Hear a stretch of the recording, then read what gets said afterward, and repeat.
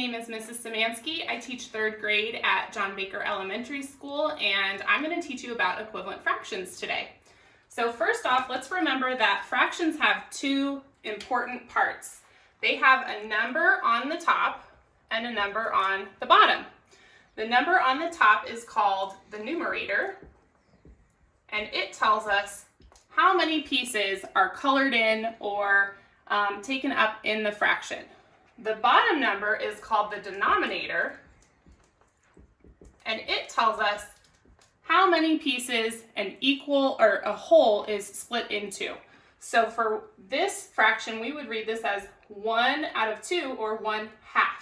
To show this as a picture, I can draw a circle and I can split it into 2 equal pieces because that's what my denominator tells me to do. And I'm going to color in one of those pieces to show the fraction 1/2.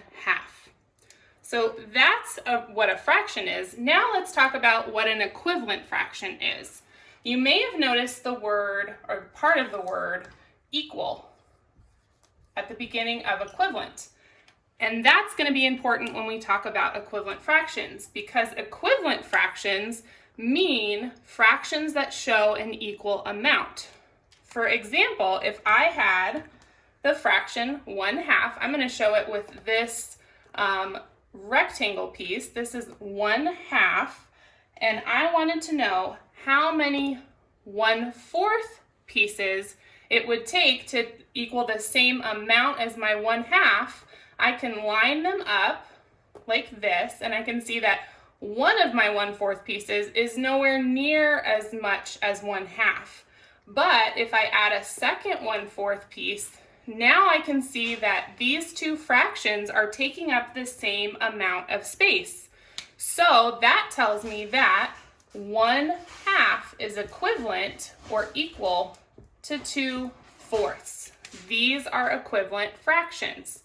I can also show this by drawing the same kind of picture and showing that they take up the same amount of space of a whole circle. So here's one circle, here's another one. In this one, I want to show the fraction 1/2. So I'm going to split my circle into 2 equal pieces, and I'm going to color in one of them. Over here, I want to show the fraction 2/4.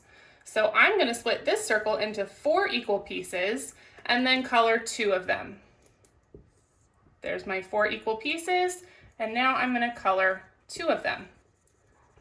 And when I do that, you can see that in each circle, the same amount of space is colored in. So that again tells me that 1/2 is equivalent to 2/4.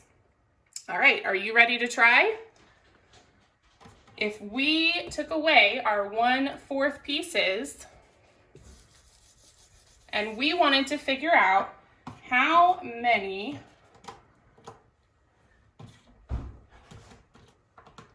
eighths it would take to equal 1/2. Pause the video and make a guess about how many eighths you think it's going to take to take up the same amount of space as this 1/2 piece.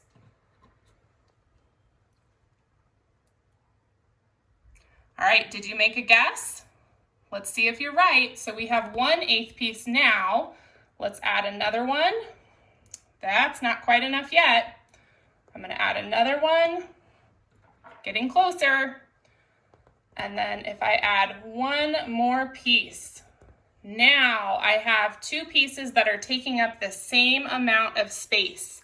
And if I count them, I have 1/8, 2/8, 3/8, 4/8 is equivalent or equal to the same amount of space as my 1/2 piece over here. So that tells me that 1/2 is equivalent to 4/8. Now another way that I could show that, I could draw a circle like this one over here, but that's kind of tricky to split that into 8 equal pieces. So I'm going to show it on a fraction strip. So here is my one whole fraction strip. I'm going to draw another one down here that's the same size. And on this first one, I'm going to split it and show 1/2. So I'm going to split this equally into 2 pieces, and I'm going to color one of them to show 1/2. 1/2.